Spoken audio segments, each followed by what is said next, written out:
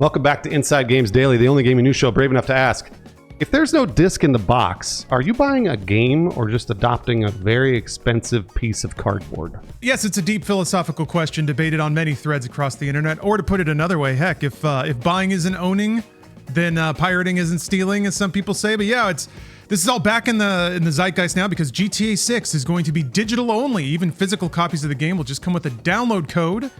And some retailers are actually revolting against that, right, Brian? Yeah, so two video game retailers are taking a stand against GTA 6's unusual physical release strategy, particularly the fact that there isn't one. As we know, Rockstar confirmed today that it will launch as a digital-only game, even if you bought a box copy instead of a disc.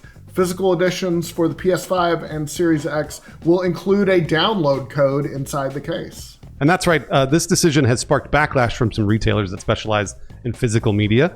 Video Games Plus, a North American chain that has been in business for more than 30 years, announced it will not carry GTA 6 under its current policy against selling boxed products that only contain download codes. Good for them. Yeah, the company said, quote, "For nearly 40 years, VGP has been committed to supporting physical media and preserving the value of physical game ownership."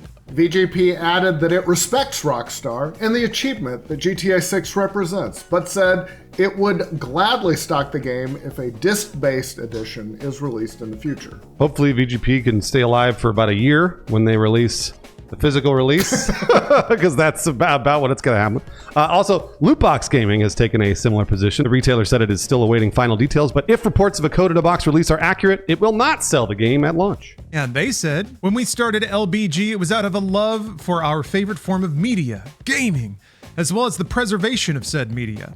If a product can't honor the people who pay their hard-earned money to purchase it, then we have no business trying to sell it to our customers whom we value above anything else. Man, that rocks. That's a very strong statement. Yeah, seriously. Oh, and yes, there is a change.org petition up calling for a real physical edition of the game. Not too many people have signed it when I checked, but they wrote, "For collectors, preservationists, independent retailers, and the millions of players who have been part of the midnight release culture that GTA helped define, this is not a business decision. It is a betrayal, and we are here to say, we do not accept it." Right. As you might expect, online reaction because of this physical release in quotes was not positive toward this decision. Reddit user Standard Reserve 517 wrote, quote, "Them not doing discs definitely feels like a Take-Two decision to maximize profit and prevent resale on what's going to be one of the biggest media releases ever." Yeah, bingo. Man, bullseye. Yes, and it'll probably work, yeah. On that note, despite the online protests, which I think are totally valid, this sucks, analysts don't think the lack of a disc will have much of an impact. Yeah, industry analyst Chris Dring of the game business told Video Games Chronicle that the move is a win for Rockstar. He said the decision will understandably upset some players and potentially impact less digital savvy consumers, but in truth, for the majority of people, it won't make much of a difference. He added, quote, "It'll make it easier for Rockstar to keep working on the game right up until launch without the need to have something ready for duplication and distribution. Will also prevent pre-owned and second-hand sales and reduce the likelihood of the game leaking ahead of release." All true, all true. It'll prevent you from letting your buddy borrow it. Man, remember that clip from PlayStation? Oh, the good old times. Yes, but of course, this debate comes as anticipation for GTA 6 continues to build. Rockstar recently released 63 new screenshots for the game, offering a detailed look at Vice City and showing advanced visual features like ray-traced reflections. Yeah, and the boys over at Digital Foundry called the images an example of the unprecedented level of polish going into the game ahead of its November release. Also, Digital Foundry said, with such a high level of fidelity on show, then a question still dangles over which platform is actually being used to generate these shots. To be clear, we find it unlikely that these are real-time results on PS5, Xbox Series X, or in the best case on console, PS5 Pro. Are you telling me that there's a shadowy PC version out there with amazing super graphics? But we have to wait. Yeah, most games are developed on PC. So there is a PC version somewhere. It's just not the one we're going to see right away. So, but still, man, remember when people used to talk about bull shots? You remember that? Like fake screenshots that were like dressed up or CG renders meant to look like video game screenshots? Been a long time since we've had anything like that. So, ooh, it's given me some nostalgic tingles. Yeah, and as for the game's $80 price tag, analysts not surprised. Piers Harding Rolls, head of games research at Ampere Analysis, told GamesIndustry.biz, if any game can charge $79.99 without a major backlash, it's GTA. And Joost Van Drunen, CEO of Eldora, said, quote, Rockstar priced exactly where its leverage lets it. This is very bad. I think this is very bad for all of us. The $80 thing is not unexpected. Mario Kart World was the first one I think that broke that seal with Nintendo. So I didn't expect it to be 70. So $80 doesn't bother me. We have a whole other video about it if you want to talk about the price. The physical release is the thing. And then another, like, along with the locked off content behind the Ultimate Edition, the physical release is the worst part of this. A lot of people are saying that this is basically this is heralding the end of physical media. Is that everyone's just going to buy the digital only version. They might release basically a collector's edition of GTA 6 in a year or whatever, year and a half. That's physical, just for the people that want to have it. But generally speaking, a lot of other publishers and developers are going to follow this and be like, all right, no more physical. GTA did it. We're not going to do it. And then it's going to save them some money. And then we're all going to eat shit. So it's just not good for any of us, right, Lawrence? Oh, yeah. In some ways, I think this has been the case already for a while. This is just sort of formalizing it. It's formalizing it in a way that's going to hurt specific groups of people, which sucks. Yeah, people that have slow internet, people that have capped internet. You'll probably be able to preload the digital version that just like decrypts whenever the keys go out. But still, it's not great. It's not great. What it's making me realize is that, and again, I think this is a bit of a formalization of the format or the flow that we're already in, is that everything's digital to start because the margins are so high and distribution so easy. And then maybe later, physical becomes a way to just suck a little more money out of the release, but it's only going to happen through really high margin products because that's the only way it's worth anything. So maybe we'll get a GTA that's like a physical GTA that's like $250 and comes with a bunch of stuff. But it seems like increasingly, physical is just for enthusiasts and collectors, which means if you want to, like, if it's going to be worth your time as a business at all, you got to get some money out of a small amount of product. So the people who are into that are probably going to be paying more and more for releases that are fewer and further apart, which sucks. But this is kind of where the math has been going for the past 15 years. Yeah, I hate it. I think game preservation is really important, and I think that people might not think about it now, but you will in the future once you're not able to play a lot of the old games that you enjoyed playing in the future. I think games are art. I think they should be preserved. I think that physical still deserves its own release. And you're going to make so much money off this thing. Release a physical. It's the least you can do. Like, you don't have to take every fucking nickel. Just release it. Even if it's like after, even if it's like a few months after and you got it where you want to do, release a physical. That's just my thought. If there's one company that wants to take every fucking nickel, it's Take-Two. Take-Two is going to take every single fucking dime and nickel and quarter you've got. Pennies even.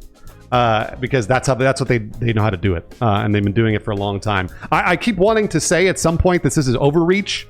Like, I want to, hopefully there's a pendulum swing toward physical at some point. I haven't seen it. I don't know that GTA 6 is going to be it, but one day I want to report on the overreach of a company and be like, that's it. Everyone wants to go back to physical because all this subscription bullshit that we got to do. Like, boy, I thank God we're not paying a subscription fee for GTA 6, right? Like, well, another extra $15 on top of a retail of $80. Like, it's just all a nightmare right now. It really is. And the fact that they're getting rid of a physical version, like Lawrence said, the last 15 years, 20 years, that's what it's been. If we were in 2010, I wouldn't be worried about it. But now we're in 2026, and this is happening everywhere, all the time, for every product that we have. That's a problem. And I would love, hopefully in 6 months, to report on the overreach of Take-Two and be like, never mind, they decided to release a physical version because so many people complained. I don't think that's going to happen. It's funny talking about the timeline of this. Reminds me of the hot coffee incident. You know, For those unaware, there was a tussle with GTA San Andreas, specifically for PC. The disc had data on it that was inaccessible through normal gameplay, but it was this like sex mini game. It was prototype work, wasn't in the game normally, but data miners found it, modded it out, made it so that you could play this very crude game. But then the ESRB threw a fit because there was adult content on the disc that they hadn't rated, so they had to recall all these discs. But that only happened because the disc was the format. If it's digital and if it's delayed, Rockstar's going to have like a year or so to patch whatever version in like live in the world, to iterate it, to improve on it or whatever, screen some things out, maybe find some content that may have been a little too spicy and remove it from the game. And that's the version that gets stamped onto the disc.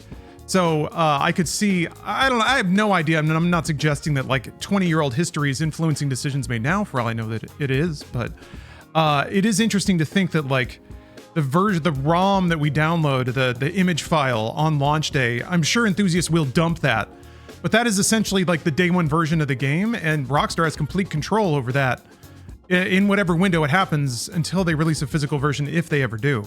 So yeah, if there is like some deep cobweb covered mini game buried inside the source code that Rockstar never intended to be exposed, and it does, they can in a day maybe push an update that removes it from everyone's console right away.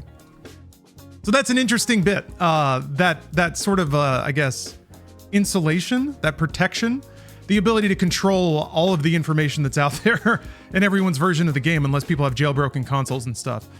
So that might be a motivation too. It's like legal protection. You can immediately remedy any problem before it becomes a problem. I still have my hot coffee copy of San Andreas. I love it. It's just, it's like a conversation piece. That's why physical media is so fucking cool. They can't change it. They can't get to it. It's just yours. It's just your little copy of hot coffee, and you get to see some pixelated boobs, and that's just for you. And I don't know. I just think we lose it when we don't own anything, when we just rent it, when we can't have it. And I know it's mostly a facade now anyway, but I do think it's fine. I do think we lose something if we just go digital only. It's even like Star Wars. God, every 5 years you go back to the original trilogy and it's different somehow because they're adding in effects or voice lines or changing something, or they're adding more whiz bangs to the version of Star Wars that I remember is now really only in my head, unless I can find a VHS tape. I'd like to watch that version just for nostalgia's sake, but I mean, luckily the internet and Star Wars being what it is, there are mega dweebs that have archived all this stuff. But still, it's a bummer to think that even with video games now, every experience you have is going to be very locked to that moment in time because it's going to get patched or changed or upgraded or updated or whatever. So yeah, it's making the archivists' work a lot more difficult, and it's making history a little fuzzy. Everything you guys are describing is exactly why Take-Two is doing what they're doing. Control. It's all about control. And there's one thing I don't want to do. It's give major corporations control over my life and my purchases. I don't want to do that. I've already done so much of it. That's why I'm saying like there has to be a line somewhere. And maybe it'll be GTA 6. I hope that it is. Maybe they'll hear us. Probably not. Thank you very much for watching Inside Games Daily. We appreciate you sticking through our GTA coverage for today. There's 2 videos today, not just this video. We have a video on prices as well.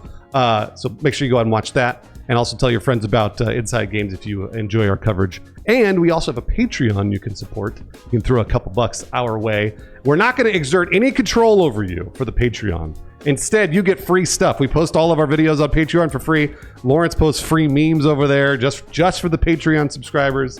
There's no control there. It's just extra content. So thank you very much for supporting the YouTube, the Patreon, and for watching Inside Games.